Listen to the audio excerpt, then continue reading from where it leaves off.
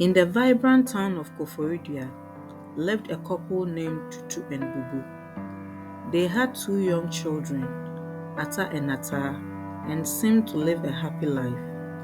Tutu recently got a job that required him to travel for few weeks each month. He trusted Bubu completely, believing she would take good care of their children while he was away. However, as soon as Tutu is gone, Bubu's world transforms into a secret playground of late-night adventures and secret affairs. She would give Ata and Ata sleeping pills, ensuring they stayed asleep all night.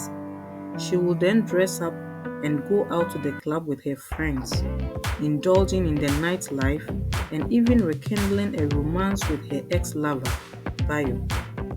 She always returned home the next morning, confident that her secret was safe. Their neighbor, Mama Gyaesaa, had noticed Bubu's nocturnal activities.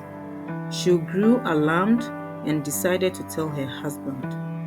One evening, she called Tutu over.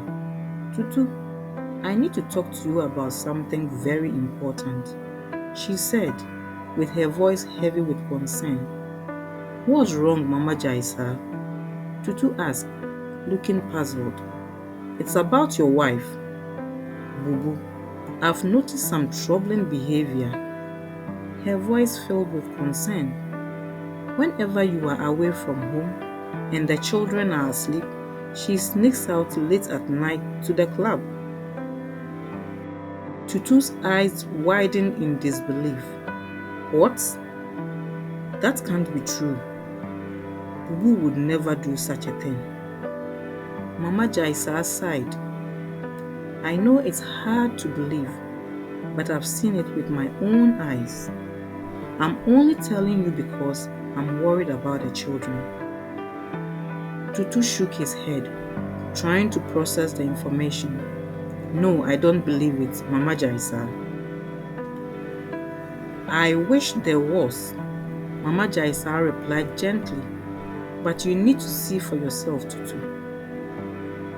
In spite of what Mama Gyaesaa advised him, Tutu took it with a pinch of salt. One day, Ata fell seriously ill.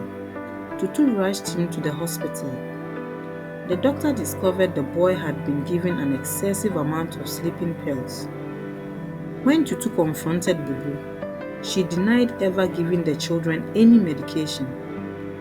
Doubt started to creep into Tutu's mind. Would Mama Gyaesaa be right? He became very suspicious of his wife, and he began to believe Mama Gyaesaa's warnings.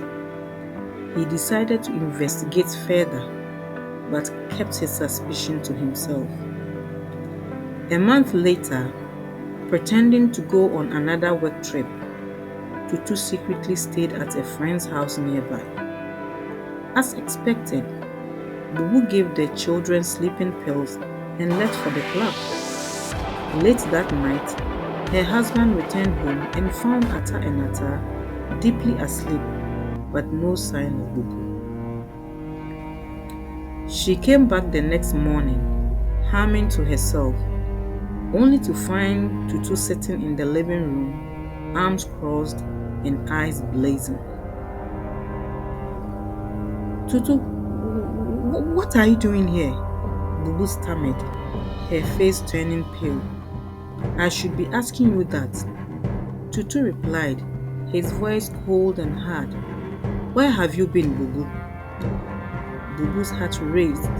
I was out with some friends." "All night? Do you think I'm a fool, Bubu?" "No, of course not.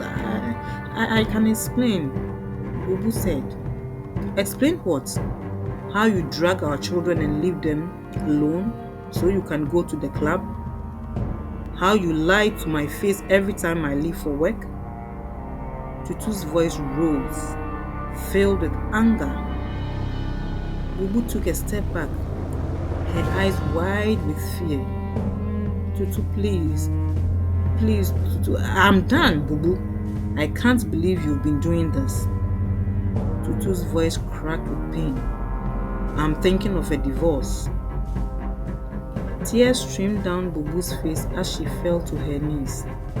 Tutu, please. I'm sorry. I promise I'll change. Don't leave me. Please. Tutu looked away. The anger and hurt was clear on his face. After months of much bleeding from family and friends, Tutu finally forgave her. Bubu also changed her ways. She behaved so well, and Tutu's trust slowly returned. He continued his work trips as usual.